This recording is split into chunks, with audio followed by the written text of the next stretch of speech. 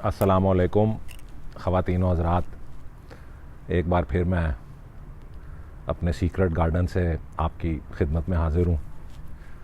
मुझे उम्मीद है लोगों को आवाज़ आ रही होगी। अभी तक तो शायद कोई व्यूअर नहीं आया, तो आ जाएंगे तो पता लग जाएगा। तंबाकू नोशी सेहत के लिए मुज़र है, इसलिए घर में ऐसे तजुर्बे ना किया करें। और मुझे उम्मीद है कि आप हुकूमत की जारी करदा कोरोना वायरस के बारे में हदायत जो हैं उन पे अमल कर रहे होंगे। आ रही है आवाज़? कोई पहलवान साहब शायद हमारी व्यू देख रहे हैं। हाँ, अगर आवाज़ नहीं आ रही तो उन्हें दस दो यार, नहीं तो इक्तफा करो जो भी है उहदे नाल। तो खैर, मुझे उम्मीद है कि आप कोरोना वायरस वाली हुकूमती हदायत को फॉलो कर रहे होंगे। ये एक आजमाइश और इम्तहान का वक्त है शायद, ना ही सिर्फ हम लोगों के लिए, पाकिस्तानियों के लिए, बल्कि सारी दुनिया के शहरियों के लिए। हमारा तो मुल्क शायद अभी काफ़ी हद तक बचा हुआ है इस वबा से, पर अफसोस है कि यहाँ पे वो इंफ्रास्ट्रक्चर नहीं है कि हम हर किसी को एग्ज़ामिन कर सकें कि वाकई कितने लोगों को है और कितनों को नहीं है। बट अल्लाह ताला तमाम लोगों को, दुनिया जहान के लोगों को अपने हिफ्ज़ व अमान में और अपने तहफ़्फ़ुज़ में रखे। मेरी तो सबसे पहले दुआ यही है। बुरे वक्त और अच्छे वक्त आते हैं तारीख़ में। अगर आप कभी देखें तो वबाएँ, जंगें और किस्म की चीज़ें जो हैं, उससे इंसानी ज़िंदगी का ज़िया होता है। ज़िया जो भी है लफ्ज़, खैर एनीवे। एक दफ़ा अल्लामा साहब का एक शेर मुझे याद आ रहा था, मकाम परवरिश आहो नाला है ये चमन, ना फसले ना सैर गुल के लिए है, ना आशियाँ के लिए है। इसी तरह का शेर था। तो अब लगता है कि वाकई सीक्रेट गार्डन एक इस तरह का बाग बन रहा है जहाँ पर बैठ के मैं ऐसी बातें ही करूँ। पर बाहर का ये भी ज़िंदगी का हिस्सा है। एनीवे, सिगार तो मुझे अब इस तरह की मोहलिक वबा फैली हुई है, उसके सामने ये कहना कि जी सिगार नोशी सेहत के लिए मुज़र है, एक छोटी चीज़ लगती है। बट इस वबा के सामने बहुत सारी चीज़ें इररेलेवेंट लगती हैं। आवाज़ आ रही है? वेरी गुड जट साहब, आवाज़ पे आ रही है ना तानू? ऐ दस दो। हाँ, तो खैर इस तरह की चीज़ों के सामने बहुत सारी चीज़ें दुनिया जहान की इररेलेवेंट लगती हैं। बट ज़िंदगी ने तो चलना होता है। ज़िंदगी में इम्तहान भी आते हैं, अच्छे वक्त भी आते हैं, बुरे वक्त भी आते हैं। सबको बर्दाश्त करना पड़ता है, सब चीज़ों का सामना करना पड़ता है। हम लोग आज भी एक मोहलिक वबा का सामना कर रहे हैं। अल्लाह ताला सबको हिम्मत दे, सबको अपने तहफ़्फ़ुज़ में रखे। हम सबको तौफ़ीक अता फ़रमाए कि ना ही हम सिर्फ़ अपना ख्याल रख सकें, बल्कि अपने इर्द गिर्द के लोगों का भी ख्याल रख सकें।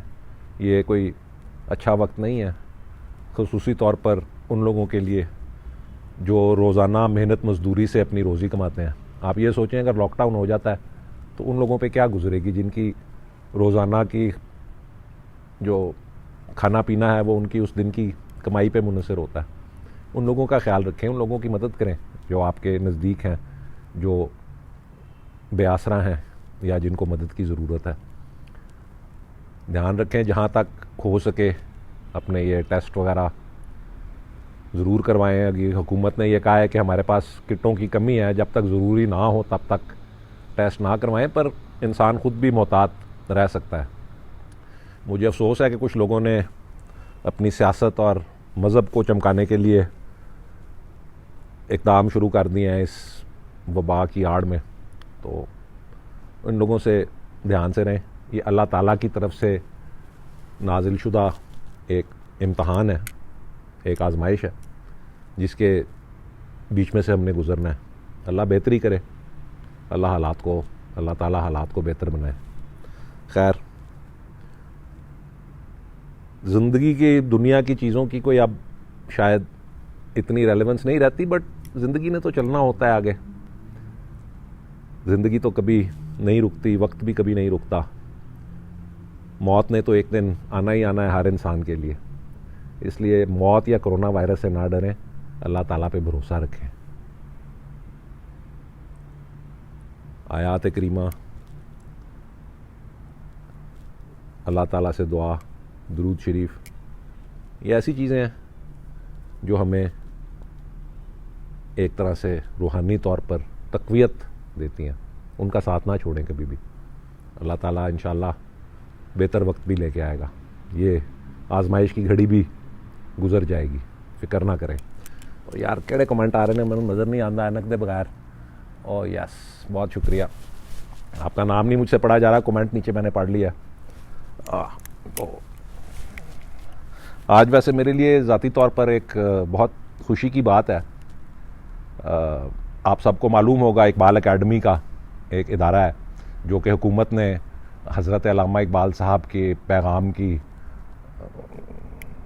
आगे लोगों तक फैलाने के लिए बनाया हुआ है। हुकूमत पाकिस्तान का सबसे बड़ा इस नौइयत का इदारा है हज़रत अल्लामा इकबाल साहब के हवाले से। उसे मेरे वालिद भी कई साल मुंसलिक रहे हैं, मैं भी मुंसलिक रहा हुआ हूँ। इदारे के बारे में तो खैर मैं कोई ख़ास तनकीद नहीं करना चाहता, पर यह मुझे जानकर बहुत खुशी हुई है कि एक पहली दफ़ा तारीख़ में इकबाल एकेडमी की एक ख़ातून प्रोफेसर डॉक्टर बसीरा अम्बरीन साहिबा को उसका डायरेक्टर, इकबाल एकेडमी पाकिस्तान का डायरेक्टर बना दिया गया है।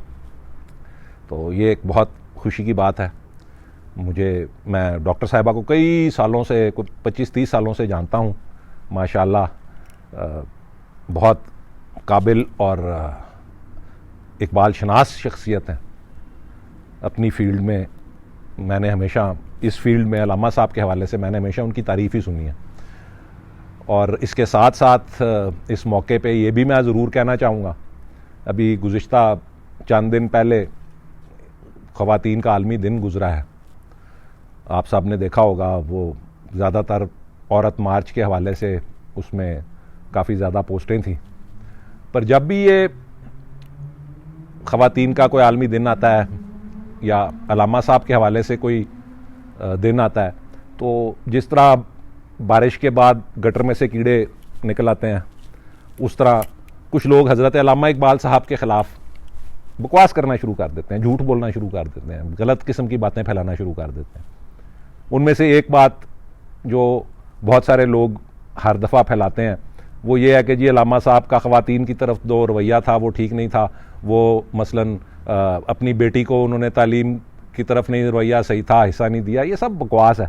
ये एक प्रोफेसर है, ये सारी उसकी कारस्तानी है। उसने 1-2 मजमून लिखे हैं जिनकी वजह से ये अभी तक वो सोशल मीडिया पर सर्कुलेट कर रहे हैं। बकवास करता है वो। मैं उसका नाम नहीं लेना चाहता और उसकी जमात का नाम नहीं लेना चाहता, पर जो लोग अल्लामा साहब को पढ़ते हैं या जानते हैं, उसको उसकी वो शख्सियत छुपी हुई नहीं है। तो ये कोई 2 नंबर किस्म का प्रोफेसर है, उसने ये बकवास निकाली हुई है। हज़रत अल्लामा इकबाल साहब ने अपनी बेटी मेरी फूफो मुनीरा बेगम को तकरीबन उतना ही हिस्सा दिया था। अल्लामा साहब की एक तो कोई जायदाद नहीं थी। अल्लामा साहब जिस वक्त वफ़ात उन्होंने पाई तो एक मरला ज़मीन उनके नाम थी, जो कि कब्रिस्तान में, बीबियाँ पाक दामन के कब्रिस्तान में मौजूद है। 5 कब्रों की जगह थी। वहाँ पे मेरी दादी और अल्लामा साहब के 2 और रिश्तेदार, मेरी वालिद के मामू और मेरे वालिद के कज़न वहाँ पे दफन है। 5 कब्रों की जगह थी, जिसमें से 2 कब्रों की जगह या 3 कब्रों की जगह पहले ही लोगों ने मान ली है, इनक्रोच अपॉन कर लिया। तो अल्लामा साहब के नाम पे कोई जायदाद नहीं थी जब उन्होंने वफ़ात पाई, पर जो कुछ भी उनका असासा था वो उनकी कुतुब थी बुनियादी तौर पे, जिसकी इनकम आती थी, वो उन्होंने उतना ही हिस्सा तकरीबन अपनी साहबजादी को, मेरी फूफो को दिया जितना उन्होंने मेरे वालिद को दिया था। मेरी फूफो को भी उन्होंने वसीयत की थी कि अगर ये तालीम हासिल करना चाहती है बैरून मुल्क तो ज़रूर जाए। मेरे वालिद ने मेरी फूफो को बहुत इसरार किया। जब मेरे वालिद इंग्लिस्तान तालीम हासिल करने जा रहे थे तो मेरे वालिद ने बहुत इसरार किया फूफो को कि आप साथ आ जाएं, आप भी वहाँ पे तालीम हासिल कर लें कैम्ब्रिज यूनिवर्सिटी में। मेरी फूफो ने प्रेफर किया एक ईस्टर्न ट्रेडिशन को फॉलो करना, ख़ानदानी और इस्लामी रवायात को फॉलो करना, कि वो उन्होंने घर शादी करके अपना घर आबाद किया। तो ये कहना कि अल्लामा साहब की इस मामले में कोई कोताही थी, ये बिल्कुल गलत है। अलामा साहब की ज़िंदगी में मेरी फूफो बेहतरीन स्कूल्स में, जो उस ज़माने में लाहौर के बेहतरीन स्कूल थे, क्वीन मैरी कॉलेज, मेरी फूफो क्वीन मैरी कॉलेज में पढ़ती थी, मेरी वालदा भी क्वीन मैरी कॉलेज की पढ़ी हुई हैं। बहुत नामवर और मशहूर और काबिल ख़वातीन क्वीन मैरी कॉलेज की पढ़ी हुई है। अलामा साहब ने अपनी ज़िंदगी में मेरी फुफ्फो को क्वीन मैरी कॉलेज में दाखिल किया था। ये कहना कि अलामा साहब ख़वातीन के ख़िलाफ़ थे, तालीम के ख़िलाफ़ थे, या ख़वातीन को जायदाद में हिस्सा देने के ख़िलाफ़ थे, या उन्होंने अपनी बेटी को हिस्सा नहीं दिया, या अपनी बेटी को बैरून मुल्क तालीम हासिल करने की इजाज़त नहीं दी, ये बिल्कुल बकवास है। ये जिस शख्स ने भी कहा है, जो शख्स भी इस तरह के मज़ामीन लिखता है, वो काबिल मुज़म्मत और काबिल लानत है मेरे नज़दीक। बार कैफ छोड़ें इस बात को।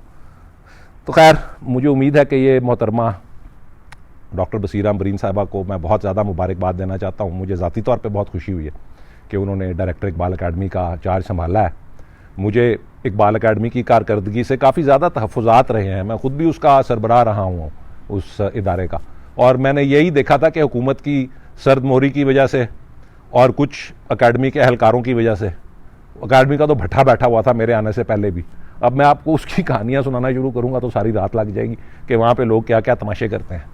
बट डॉक्टर साहिबा को मेरी सारी दुआएं और नेक तमन्नाएं डॉक्टर बसीरा अम्बरीन साहिबा के साथ हैं कि वो इस ओहदे को एहसन तरीके से निभाएं और आगे अपनी कारकर्दगी से हज़रत अल्लामा इकबाल को खुश करें, मुतमईन करें कि वो हज़रत अल्लामा इकबाल का पैगाम लोगों तक सही तरह पहुंचा रही हैं।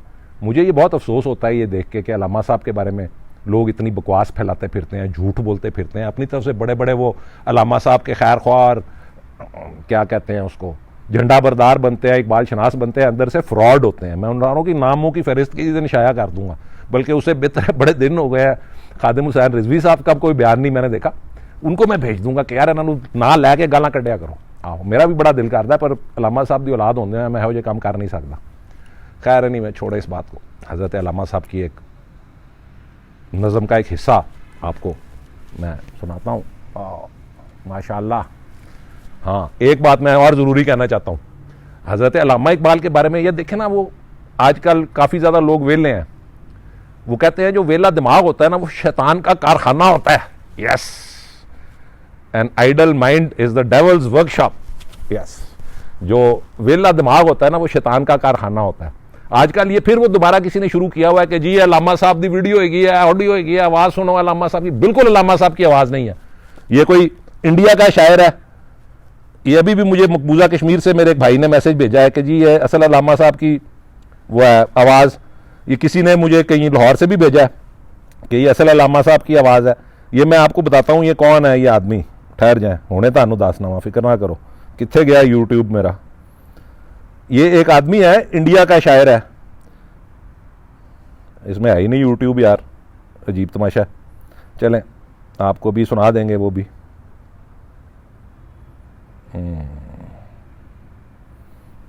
या वो फ़ोन में भी होगा मेरे। खैर, इस वक्त फ़ोन पता नहीं कहाँ है। हाँ, ये हाँ, यस। तो ये मैं आपको बता रहा था, ये जो अल्लामा साहब से मुंसलिक नज़म है,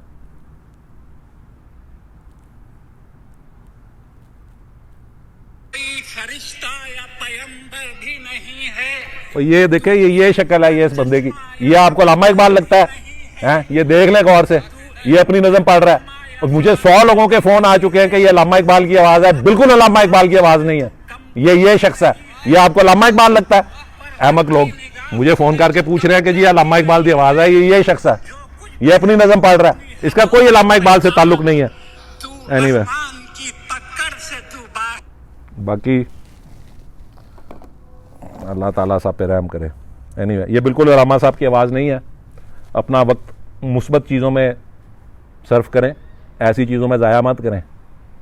अल्लामा साहब की कोई ऑडियो रिकॉर्डिंग एग्जिस्ट नहीं करती। अल्लामा साहब की कोई वीडियो रिकॉर्डिंग एग्जिस्ट नहीं करती। एक किसी ने मेरी वीडियो को ब्लैक एंड वाइट करके चला दिया है नेट के ऊपर के ये अल्लामा साहब की वीडियो है।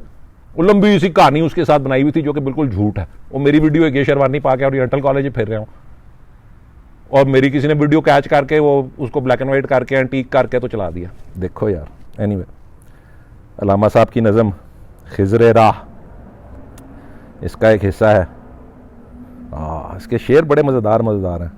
आग है, औलाद इब्राहीम है, नमरूद है, क्या किसी को फिर किसी का इंतहा मकसूद है? Very good. ये बड़ी कमाल अल्लामा साहब की नज़म है, बट मैं ज़िंदगी वाला हिस्सा इसका पढ़ना चाहता हूँ। हाँ, इस तरह फरमाते हैं। हाँ, कितने गया। बर तरज अंदेशाए सूदो ज़िया है ज़िंदगी, है कभी जां और कभी तस्लीम जां है ज़िंदगी।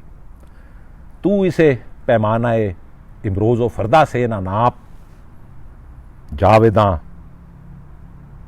पैहम दवा जावेदा हर दम, या कितने गया, ठहर जा। तू इसे पैमानाए इमरोज़ व फरदा से ना नाप, जावेदा पैहम दवा हर दम जवां है ज़िंदगी। अपनी दुनिया आप पैदा कर अगर जिंदों में है, सिर्र आदम है ज़मीरे कुन फुका है ज़िंदगी। जिंदगानी की हकीकत कोह कन के दिल से पूछ, जुए शीरो तीशा ओ संगे गिरा है ज़िंदगी। बंदगी में घट के रह जाती है एक जुए कमाब, और आज़ादी में बहरे बेकरां है ज़िंदगी।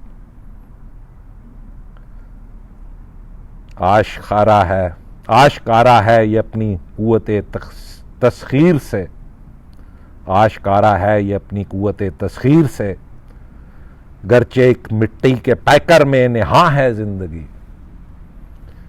कुलज़मे हस्ती से तू उभरा है मानिंदे हुबाब, इस ज़िया खाने में तेरा इम्तिहा है ज़िंदगी।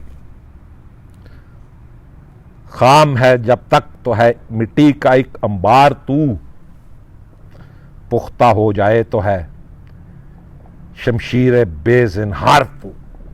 Very good. तो खैर, मतलब अगर मैं इसका एक्सप्लेन करने बैठ जाऊं तो सारी रात लग जाएगी, पर ये बड़ी कमाल और इंस्पायरिंग नज़म है। रूह परवर अल्लामा साहब की खिज़र राह।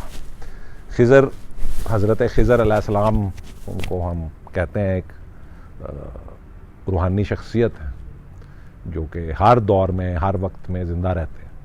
ये रूहानियत के कई पहलू हैं। मुझसे अक्सर अल्लामा साहब की ज़िंदगी के एक वाक़े के बारे में लोग पूछते हैं, जो कि अली बख्श ने लोगों को सुनाया हुआ है, जिसमें वो कहते हैं कि अली बख्श ने देखा कि कोई बुज़ुर्ग अल्लामा साहब को मिलने आए हुए थे। वो बुज़ुर्ग से अल्लामा साहब बहस कर रहे थे, वो बात कर रहे थे। तो अली बख्श ने दरवाज़ा खोला तो अल्लामा साहब ने अली बख्श को कहा कि ये मेरे मेहमान हैं, इनके लिए जाके नीचे से लस्सी का गिलास लेके आओ। तो अली बख्श बड़ा हैरान हुआ। उसने कहा ये आधी रात का वक्त था, रात गए, सर्दियों के दिन थे, रात का वक्त था। तो अल्लामा साहब ने अली बख्श को कहा नीचे से जाके लस्सी लेके आओ। नारकली में रहते थे अल्लामा साहब उस ज़माने में। ये अल्लामा साहब की रिलेटिवली ज़िंदगी के अर्ली स्टेजेस की बात है। तो हज़रत खिज़र वाली बात में, यार खिज़र शेख साहब तुसी भी आ गए हो। खिज़र से भी अल्लामा साहब की यकीनन हज़रत खिज़र अलैहिस्सलाम से भी मुलाकात हुई होगी, मैं उसकी तरफ आता हूँ अभी। तो अल्लामा साहब के पास एक सब्ज़ पोश बुज़ुर्ग बैठे थे। अली बख्श को उन्होंने भेजा बाज़ार नीचे अनारकली के जाके लस्सी लेके आओ। तो अली बख्श जब नीचे बाज़ार में गया तो उसने समझा था कि रात के कोई आधी रात है, इस वक्त कोई नहीं होगा। तो वहाँ पे एक दुकान खुली हुई थी, बड़ी बत्तियाँ शत्तियाँ लगी हुई थी उसके अंदर, दूध मिल्क प्रोडक्ट्स की, जिस तरह शहर में होती है। अब तो खैर वो भी कम रह गई हैं। किसी ज़माने में अंदरून शहर में दूध की और लस्सी की और दही की दुकानें होती थी, अभी भी हों शायद। तो वहाँ पे अली बख्श जब गया तो एक बुज़ुर्ग खड़े थे वहाँ पे। उसने लस्सी के 3 गिलास या 2 गिलास लेके वो उसने मांगे। अली बख्श ने कहा जी मुझे लस्सी के गिलास दे दें। तो बुज़ुर्ग ने उनको लस्सी के 3 गिलास दे दिए। उन्होंने कहा जी पैसे, उन्होंने कहा जी अल्लामा साहब के साथ हमारा पुराना हिसाब किताब है, मैं कोई पैसे पूसे नहीं लेना चाहता। वो आ गया, अली बख्श अल्लामा साहब के पास आ गया। वहाँ पे बुज़ुर्ग बैठे थे, उन्होंने लस्सी दी, 1 गिलास अल्लामा साहब ने पिया, 1 गिलास उन्होंने अपने मेहमान को, ज़ाहिर बात है मेहमान को पहले पिलाया, 1 गिलास अल्लामा साहब ने लस्सी का पिया, 1 गिलास उन्होंने अली बख्श को कहा कि यार चल तू पी ले। तो थोड़ी देर के बाद वो खामोशी छा गई। अली बख्श अपने कमरे में सो गया। थोड़ी देर के बाद उसे महसूस हुआ कि खामोशी छा गई है। फिर उसने अलामा साहब की आवाज़ आई कि अली बख्श इधर वापस आ। तो अली बख्श आया, उसने कहा वो बुज़ुर्ग नीचे गए हैं, तो मैं उनसे कोई बात पूछना भूल गया हूँ, तो उनको ज़रा वापस बुलाओ देखो। तो नीचे गया अली बख्श, दरवाज़ा अंदर से बंद था, दरवाज़ा खोला, बाहर अंधेरा था, गली में ना कोई दुकान थी ना कोई शख्स। तो जब वो अलामा साहब के पास वापस आया तो उसने अलामा साहब से पूछा कि जी ये सारा माजरा क्या है, ये तो कोई बुज़ुर्ग थे और वो इस तरह वो दुकान भी गायब हो गई है जहाँ से आप मैं लस्सी लेके आया था, और ये बुज़ुर्ग भी कहीं पे कुछ पता नहीं चला, दरवाज़ा तो अंदर से बंद था, कोई बाहर कैसे निकल सकता है। तो अलामा साहब खामोश हो गए। उसने बहुत दफ़ा जब पूछा तो अलामा साहब ने कहा कि मेरी ज़िंदगी में ये बात किसी को मत बताना। और वो उन्होंने दो बुजुर्गान के नाम लिए, एक जो उनको मिलने आए थे और एक जिनसे अली बख्श लस्सी लेके आया था, और दोनों बुज़ुर्ग अलामा साहब की हयात से कई 100 साल पहले विसाल कर चुके थे। तो जब भी ये किस्सा बहुत मशहूर है, आप सब ने सुना होगा, पर जब भी मैं ये वाक़या अगर मुझसे लोग पूछते हैं तो मैं उनको इस बात का ये वाक़या सुनाता नहीं हूँ। मैंने आपको तो सुना दिया आज, क्योंकि मुझे पता है आप भी आजकल वेले या मतलब है लोगों के पास वक्त होता है चीज़ें सुनने का या बातें सुनने का। पर मैं ये समझता हूँ ज़ाती तौर पे, अब मैं जब भी ये इस तरह की बातें लोग सुनते हैं ना तो लोग आगे से मजाक उड़ाते हैं। आप कभी सोशल मीडिया पे ये पूरी कहानी लिख के पोस्ट करें, आप देखें कि जितने लोग इस कहानी की तारीफ़ करेंगे या इस कहानी पे रूहानियत के बारे में कुछ इजहार करेंगे, उससे ज़्यादा लोग उसकी तनकीद करेंगे या मजाक उड़ाएंगे। मैं इसलिए इस तरह की बातें जो है वो लोगों के दरमियान में नहीं करता। बट जहाँ तक मैं ज़ाती तौर पे समझता हूँ या जो कि मेरा ज़ाती तौर पे अंदाज़ा है, वो ये है कि एक रूहानियत के मराहिल होते हैं, स्टेजेस होते हैं। एक सीढ़ी होती है जिसको आप चढ़ते हैं, मुकामात पे पहुंचते हैं, और उस सीढ़ी पे चढ़ने का जो वाहिद और मुस्बत तरीन तरीका है वो जज्बा इश्क़ रसूल सल्लल्लाहु अलैहि वसल्लम है। हजूर रसालत माब से मोहब्बत और अकीदत ही वो सीढ़ी है जिसके ऊपर आप रूहानियत के मुख्तलिफ मराहिल से ऊपर गुजरते हैं। ये इस तरह के वाक़यात के ऊपर तनकीद करना या उनका मजाक उड़ाना, जो कि एक वाक़या अलामा साहब की ज़िंदगी का आप लोगों ने सुना हुआ है, इसके ऊपर ओहो माइक ही टूट गया, इसके ऊपर तनकीद करना या इसको मजाक उड़ाना जो है ना वो बिल्कुल गलत बात है। आप लोगों को जिन चीज़ों का इल्म नहीं है उसके ऊपर आपको बात ही नहीं करनी चाहिए। मेरा तो अंदाज़ा और इल्म ये है कि अलामा साहब उस रूहानियत के एक ऐसे लेवल के ऊपर पहुँच गए थे अपने जज्बा इश्क़ रसूल सल्लल्लाहु अलैहि वसल्लम की वजह से कि इसमें कोई चीज़ नामुमकिन नहीं रहती। जो हम टाइम एंड स्पेस की कैद व बंद कहते हैं, उससे रूहानी तौर पे इंसान आज़ाद हो जाता है। अलामा साहब की एक फ़ारसी की नज़म है जिसमें उन्होंने हज़रत अबू बकर सदीक़ रज़ी अल्लाह ताला अन्हो का जिक्र किया हुआ है कि मैंने ख्वाब में हज़रत अबू बकर सदीक़ को देखा। फ़ारसी की नज़म है, किसी दिन मैं आपको पढ़ के सुना दूँगा उसका तर्जुमा भी। तो मैंने देखा अभी कुछ दिन पहले किसी ने वो पोस्ट की हुई थी, तो उस पर लोगों ने बड़ा कुछ अहमक लोगों ने बड़ा कुछ मजाक या तनकीद की हुई थी कि यार ये अलामा साहब ने वाकई हज़रत अबू बकर सदीक़ रज़ी अल्लाह ताला अन्हु को ख्वाब में देखा था। तो मैं ऐसी चीज़ों को नामुमकिन नहीं समझता। मैं समझता हूँ अलामा साहब की रूहानी जो मुकाम पे जिस पे वो पहुँच चुके थे उस पे ये अब ये साइंस या लॉजिक के तमाम असूलों के ख़िलाफ़ है ऐसी चीज़ कहना भी। पर मैं ये समझता हूँ कि ये जो टाइम एंड स्पेस की कैद होती है ये आम इंसानों के लिए होती है। जो शख्स रूहानी तौर पर एक लेवल से ऊंचा चला जाता है उसके लिए ये कैद ख़त्म हो जाती है। तो अलामा साहब को यकीनन ऐसे बहुत सारे और तजुर्बात रूहानी हुए होंगे। ये तो अली बख्श ने एक तजुर्बे का कुछ उसको पता चल गया है तो उसने ये बात लोगों तक पहुंचा दी है, वरना मेरे नज़दीक अलामा साहब इससे बहुत आगे ऊंचे मराहिल तक पहुंच गए थे। खैर उस बात पे मैं ज़्यादा गुफ्तगू नहीं करना चाहता। इस वक्त एक मुश्किल वक्त से हम गुज़र रहे हैं। मैं कोशिश करूंगा कि मैं आपकी खिदमत में हाज़िर होता रहूं। 23 मार्च भी 1 या 2 दिन पीर को है, मेरा ख्याल है आज हफ्ते का दिन है। 2 नेशन थ्योरी के बारे में मैं देखता हूं कि कुछ लोग बहुत कंफ्यूज्ड हैं। कुछ ये लिबरल लोग हर साल जमा होकर टू नेशन थ्योरी और क्रिएशन ऑफ पाकिस्तान का मजाक उड़ाते हैं। कभी करारदाद लाहौर पढ़े 1940 में जो मुस्लिम लीग ने मंजूर की थी या करारदाद पास की थी, उससे पहले उसके साथ रख के लेटर्स ऑफ इकबाल टू जिन्ना पढ़े। करारदाद लाहौर मुकम्मल तौर पे लेटर्स ऑफ इकबाल टू जिन्ना जो है उसका खुलासा है। वही पॉइंट्स जो अलामा साहब ने कायद आज़म को अपने खतूत में लिखे थे, वही पॉइंट एग्जैक्टली करारदाद लाहौर में डुप्लीकेट या रिप्रोड्यूस किए गए हैं। ईस्ट पाकिस्तान को हमने ज़बरदस्ती अपने साथ शामिल नहीं किया था। ईस्ट पाकिस्तान अपनी असेंबली की करारदाद के ज़रिए हमारे साथ शामिल हुआ था। वो हमारे साथ शामिल होकर एक मुल्क बनाना चाहते थे। करारदाद लाहौर में 2 रियासतों के कॉन्सेप्ट थे। टू नेशन थ्योरी का ये मतलब नहीं है कि एक ही मुल्क बनेगा। टू नेशन थ्योरी का मतलब ये है कि हम मुसलमान एक अलहदा कौम है, हमें अपनी ज़िंदगी अपने मज़हब और अपनी सकाफ़त के मुताबिक गुजारने का हक है। अगर हिंदुस्तान एक मुत्तहदा मुमलिकत रहता तो हम जमहूरी असूलों के तहत ख़त्म हो जाते। हम कभी भी इक़्तिदार में या मेजॉरिटी में ना आ सकते। हम हमेशा एक अक़लियत ही रहते। ये टू नेशन थ्योरी थी। इसकी कोई हदूद एक रियासत तक महदूद नहीं थी। करारदाद लाहौर में क्लियरली स्टेट और स्टेट्स के अल्फाज इस्तेमाल किए गए हैं। ये कहना कि क्योंकि ईस्ट पाकिस्तान हमसे अलहदा हो गया था इसलिए टू नेशन थ्योरी ख़त्म हो गई, ये बिल्कुल बकवास है, गलत है। टू नेशन थ्योरी अभी भी कायम और दायम है। टू नेशन थ्योरी तब गर्क होती या गलत होती जब ईस्ट पाकिस्तान आज़ाद हमसे आज़ादी हासिल कर इंडिया के साथ शामिल हो जाता वापस, जो कि लोग चाहते थे। उस मुल्क के या उस रियासत के लोग यही चाहते थे या समझते थे।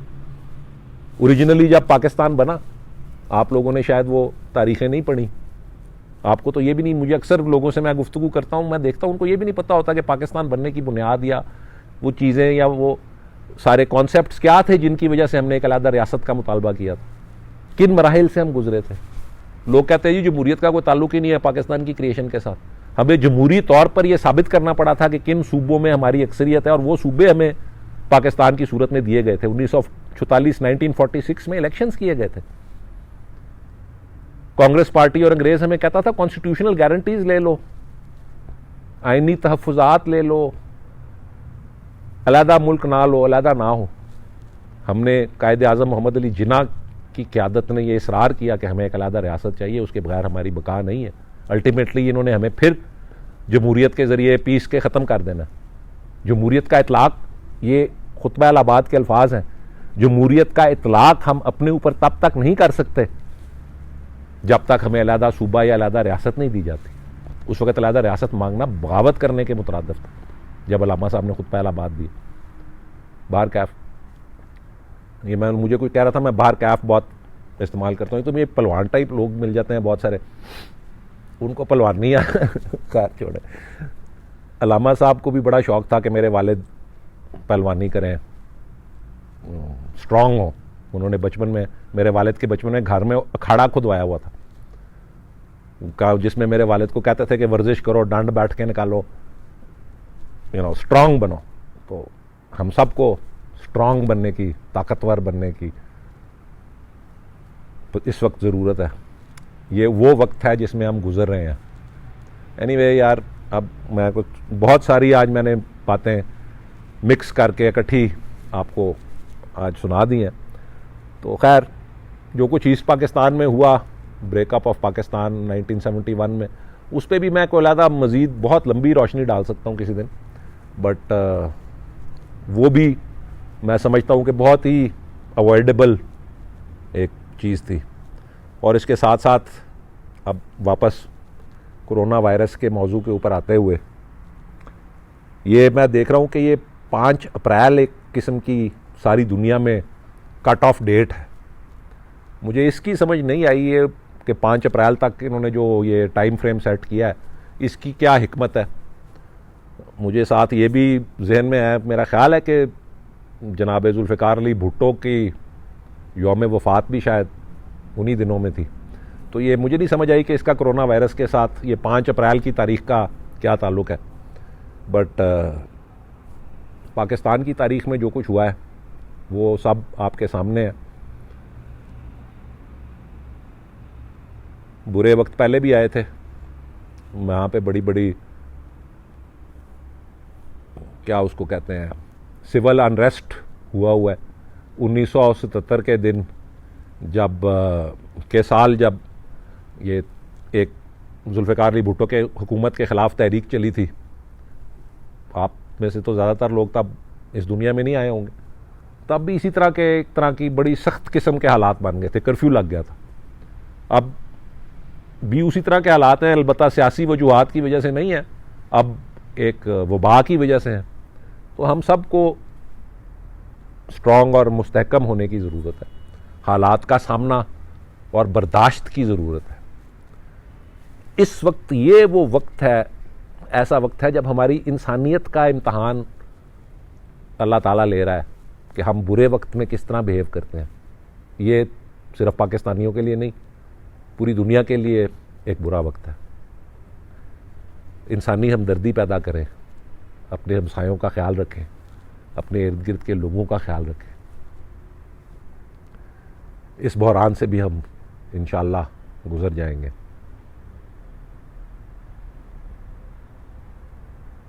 अल्लाह ताला आप सबको अपने हिफ्ज़ व मान में रखे और हमें इस चीज़ से जल्द, इस इम्तहान और आजमाइश से जल्द निजात दिलाए। मस्जिद मरसिया ख्वां है कि नमाजी ना रहे। अल्लामा साहब ने ये मिसरा किसी और कॉन्टेक्स्ट में कहा था, बट आज अफसोस है कि ये एक तरह की हकीकत बन गया। यानी वो साहिब औसाफ हिजाजी ना रहे। साहिब औसाफ हिजाजी तो हमारे अंदर अभी भी मौजूद हैं। अल्लाह ताला उनकी दुआओं को, हम सब की दुआओं को कबूल करे। चले, मेरा ख्याल है आज के लिए बहुत हो गया। सीक्रेट गार्डन की एक नया एंगल मैंने इस आज लगाया है, क्योंकि पिछली दफ़ा वो खाली अंगीठी नज़र आ रही थी। मैंने कहा अंगीठी में या तो आग होनी चाहिए या फिर अंगीठी नज़र ही नहीं आनी चाहिए। तो एक बार फिर मेरी दुआ है कि दुनिया के हालात बेहतर हों,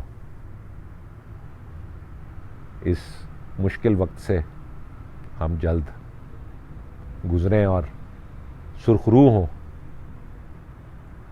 अल्लाह ताला इस बीमारी को उसी तरह नीस्त व नाबूद करे जिस तरह अल्लाह ताला ने हमेशा इस्लाम और इंसानियत के दुश्मनों को किया।